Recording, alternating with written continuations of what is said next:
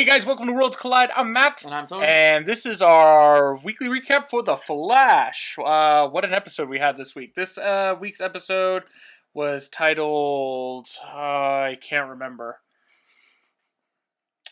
Rupture. Jesus, man. I was like, come on. I was like, it was a huge week. How did I forget? It was entitled Rupture, leaving off the, at least what I thought, somewhat boring episode that we had last week.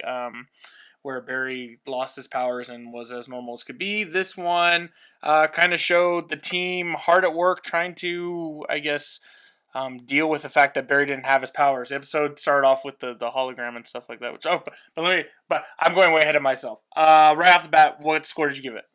I give it a 9. Yeah. It was a very emotional and very thriller. Well, I don't. Yeah. I'll give it a 8.5. I may change by the end of our discussion, but 8.5 for now. Okay. So like I said, they start off, they're dealing with Barry not having any powers. Love the hologram that was being used. Yeah, that was pretty cool. That was really cool. I'm just going to hit some of the highlights. Return of the Dad, which was awesome. Barry's dad. I love John Wesley Shipp. He is always a good time when he's on the show. So one of the first things that caught my attention was the last name of Garrick. When Barry went up to go see his dad. Now, they name-dropped Hunter Zolomon way back when, and we had our discussion, and, I was like, I don't think they can name-drop something like that and have it not play out, the way it did, and I was right. It ended up playing out the way I thought it would. Having Barry's, I guess, grandma's maiden name Garrick, there's something we don't know yet.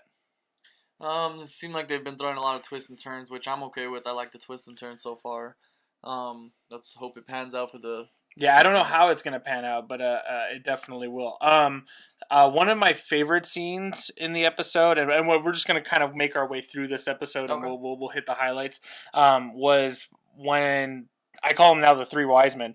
Joe, Barry's dad, and Terry were all talking, all discussing why Barry should or shouldn't use the... It was all his sort of father yeah, figures. And I thought that was really cool to see all of them. That's why I call them the three wise men.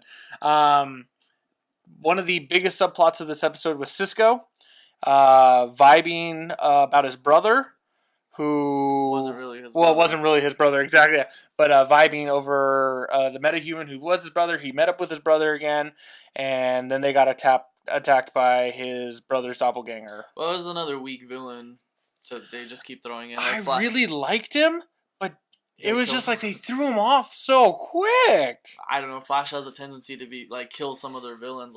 They only seem to protect the rogues. Kind of getting tired of throwing away villains, man. I know there's a plethora. There's years of villains they can go use, but I'm just stop throwing people away. Yeah, they need to start keeping some of their villains, especially what was the first season? It was the second episode where he's fighting basically the colossal looking dude. Yeah, I forgot his name, but and they killed him off. I'm like, why? I thought it was stupid that Yeah, but I don't know. They keep doing that, so whatever. Moving on. Yeah, moving on. Iris finally opened up to Barry this week. Said, "Ooh, baby, I love you." Finally, that's the thing about CW that I never really enjoyed was that, all the way to Smallville to Arrow to this show, it's they hang on that love interest, that whole drama of I love you, do I love you, do I not love you, should I be with you, should I not be with you? It gets kind of tired. Part of me feels like it's because these seasons are so long. Yeah.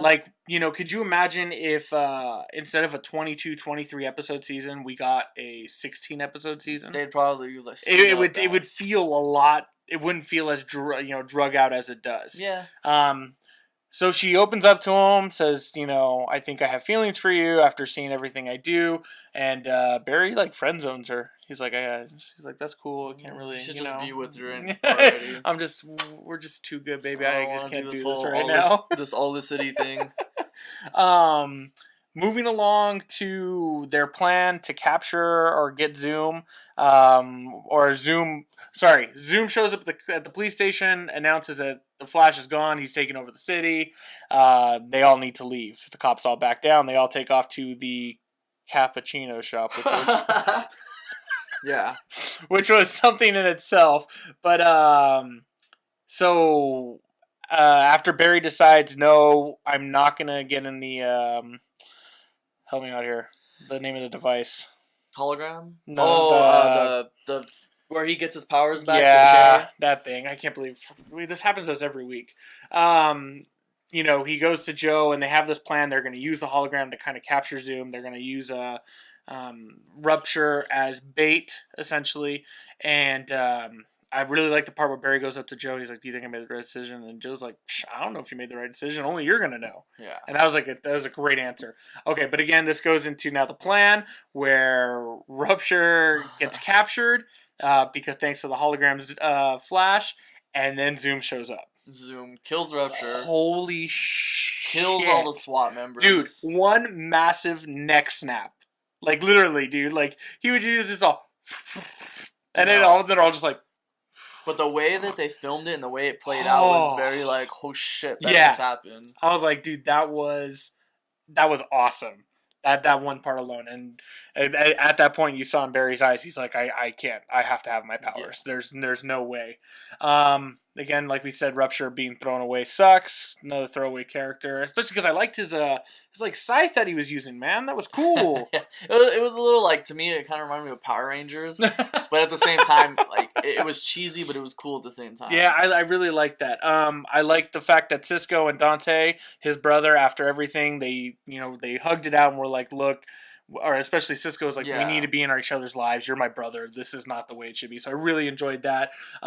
Overall, I think the effects was really good in this episode. They're all pretty outstanding. Leading to the final scene, man. This was the big one of the week where they get inside of the... here we go again. Where he's basically replicating the experiment that gave him his powers. The accelerator, whatever it's called. Yeah, but anyway... Thing. But yeah, so essentially what ends up happening, Barry goes in, Cisco does his little Harry Potter thing, which is awesome. The best thing that was Cisco. Patronum! Cisco again, killing it. Barry dies. See, Barry's dead! When this happens, like, I wasn't expecting him to vanish. I'm just going to use the word vanish. I know for a fact that he's not dead. But when it happened, just the very thought of it happening, like, It pushed like some buttons that I didn't want to feel. Like I was like, shit. He like, if I know he's not dead, but if this was actually him dying, that's it. He disintegrated. I think he's in the damn it. Look it up. I'll keep talking. I think he's in the time stream. Was it time stream? No, it's not. The Speed Force. I think he's in the Speed Force. There's the word. Thank you. Yeah. Thank you for reminding me. I think he's stuck in the Speed Force because in the comics he does get stuck in the Speed Force, and it is a kind of weird like weird dimension that's like things get stuck in. Things from like World War I are in there. There's even like in the New 52 version, there's a guy stuck in there. Yeah. And he's causing like ruptures inside there. I mean, obviously, I know he's not dead, but and it was particle accelerator. I knew it was accelerator or something. Particle accelerator. But it was cool to see Barry die and everyone around him think that he's dead and he's gone, and then Wally and Jesse making their way out of the room and getting hit by the Jesse Quick and Kid Flash, man. Looks like we're going to be getting 2 speedsters pretty soon. And people keep like talking about like, oh, what if there's going to be too congested with too many speedsters? I hope that the final act is all 3 of them working together to stop Zune. But ultimately, I think Jesse will return with their powers to Earth 2. Kid Flash will still be in the picture, so to speak. Oh, if not, I mean, why not? I mean, he can just be... Yeah, I mean, I don't know how that's going to play out, but yeah, I definitely think it, depending on how the season ends, we've got 3 episodes left. Wouldn't it be cool to see him on Legends of Tomorrow?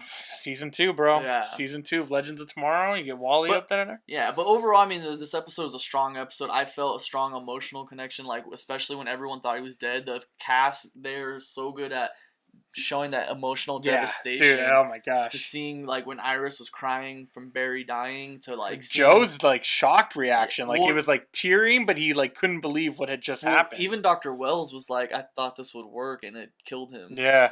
But overall, he was so sure the whole episode. He's like, no, it's gonna work. And it's gonna work. I felt the emotional pinch. Like I didn't want to see that, especially coming off of Game of Thrones and going to this show. It was just like, I mean, I posted something about that. Why was Game of Thrones big this week or something? Last Sunday, Game of Thrones. Like everyone seen it coming. Some people didn't. I don't know. It was a very triumph of an episode, and then it goes into like Flash, and I'm just like, it is like without spoiling anything for those of you who don't watch Game of Thrones, it's like you got this triumphant return, we'll say, to a really unforgettable loss. Yeah, basically. It was just like, oh, you can't be happy. Overall, it's a strong episode. So you still stand at a 9? Yeah, still stand at a 9. Yeah, I stand at an 8.5. Okay.